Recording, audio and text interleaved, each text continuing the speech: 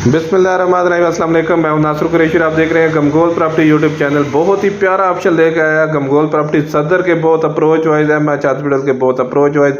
Tench बाटा जो Asia का बड़ा बाजार है उसके अप्रोच वाइज 5.5 मरले का खूबसूरत VIP डबल स्टोरी मकान, 20 से 25 फुट की वाइड स्ट्रीट है और मकान के हिसाब से, जगह के हिसाब से मुनासिब डिमांड है।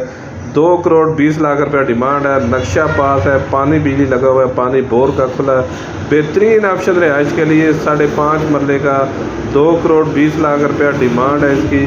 मज़ीद हमारे चैनल को लाइक करें, हमारे चैनल को सब्सक्राइब करें ताकि हर नई आने वाली वीडियो आप तक पहुंच सके। मुकम्मल वीडियो देखने के लिए मेरे यूट्यूब चैनल गमगोल प्रॉपर्टी को सब्सक्राइब करें। हमारा फेसबुक पे भी चैनल है, उसको भी फॉलो कर लें। मज़ीद आप अपनी वीडियो अपलोड करने के लिए, अपना मकान फौरी फ़रोख्त करने के लिए हमसे रब्ता कर सकते हैं। स्क्रीन पे नंबर शो हो रहा है। टेंच बाटा में 2 करोड़ 20 लाख 5.5 मरला।